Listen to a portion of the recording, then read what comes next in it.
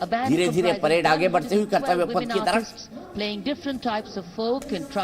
सबसे पहले क्या होगा? बिल्कुल, ये जो जिसका मैं जिक्र कर रहा था, ये महिला कलाकार हैं, 112 महिला कलाकार हैं जो यहां पर आह्वान करेंगे। ये एक आह्वान संगीत पहली बार किया जा रहा है, एक तरीके से शक्ति का आह्वान है, क्योंकि शक्ति का ही प्रदर्शन भारत करेगा, नारी शक्ति, सैन्य शक्ति और कर्तव्य पथ के ऊपर ये। और इसके अंदर खासियत आप देखिए दीपक जी कि किस तरीके से भारतीय वाद्य यंत्र, यहाँ शंख बजेगा। ये देखिए, ये मेरे हाथ में है, जो आपके हाथ में भी है वो मेरे हाथ में भी है। इसमें लिखा हुआ है कि 20 के हाथों में महाराष्ट्र का ढोल और ताशा है, 16 कलाकार तेलंगाना का डप्पू बजा रहे हैं, जबकि 16 कलाकार पश्चिम बंगाल की ढाक और ढोल पर ताल दे रहे हैं। पश्चिम बंगाल की 8 कलाकार शंख बजा रही है, 10 कलाकारों के हाथ में चेंडा है, 30 कलाकार कर्नाटक का ढोलू कुटिया बजा रहे हैं और 4-4 कलाकारों के हाथ में क्रमशः नादस्वम, तुतारी और झांझ। यानी उत्तर से लेकर दक्षिण तक हर जोड़ दिया, सब जोड़ दिया भाई, सब जोड़ यहाँ देखने को मिल रहा है।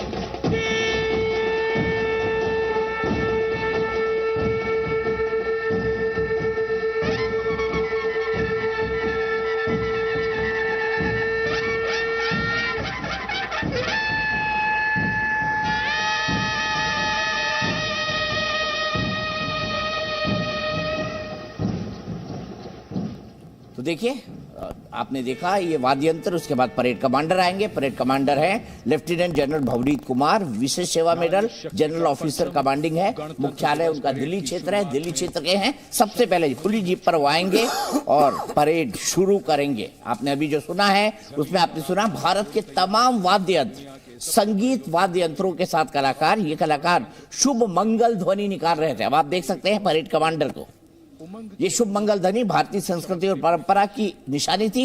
अब parade commander lieutenant general Bhavnish Kumar आपको दिखाई दे रहे हैं, विशेष सेवा मेडल मिला है, जनरल ऑफिसर कमांडिंग यानी जीओसी है, दिल्ली कैंट के, दिल्ली क्षेत्र। और यहाँ पर आपको दिखाई दे रहे हैं प्रधानमंत्री राष्ट्रपति इमैनुअल मैक्रो।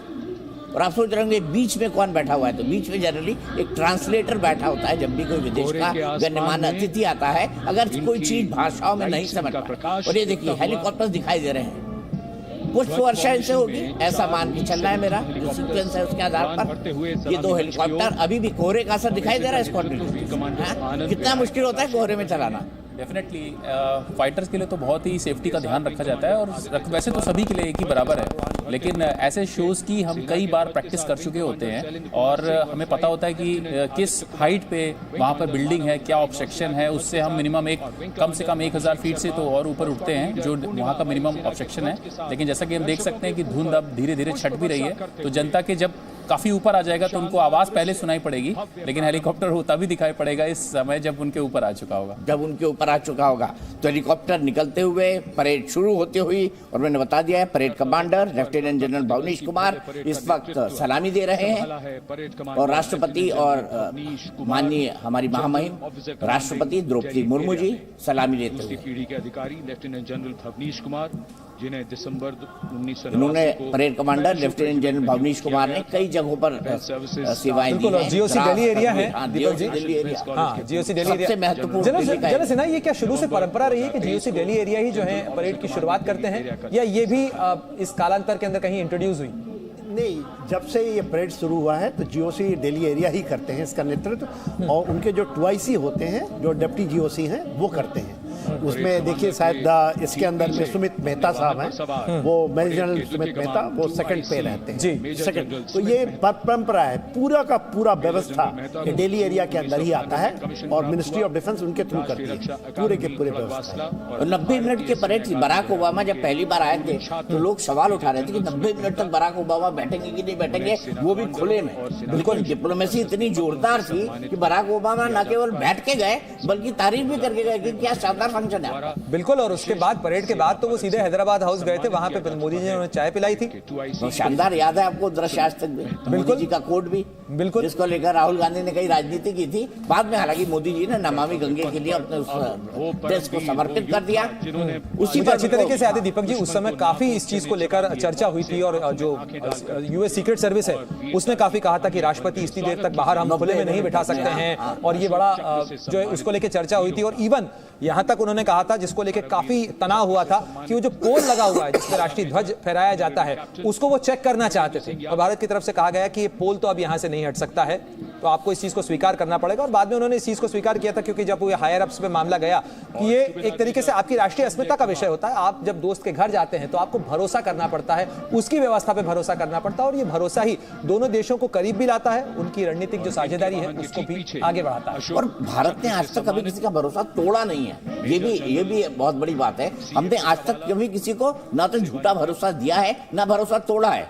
अटल बिहारी वाजपेयी जी ने अपने मैनिफेस्टो में कहा कि हम न्यूक्लियर ब्लास्ट करेंगे, बोल के देखिए दीपक जी, कुछ वेटरन्स हमारे साथ यहाँ पे मौजूद हैं, लेकिन परेड पर भी जो है इस समय वेटरन्स तस्वीर में नजर आ रहे हैं, और ये एक बहुत महत्वपूर्ण तस्वीर इसलिए भी हो जाती है कि ये वो लोग हैं जिन्होंने भारत के लिए सेवा के लिए, भारत के लिए योगदान दिया, भारत की सरहदों की हिफाजत के लिए योगदान दिया, और इस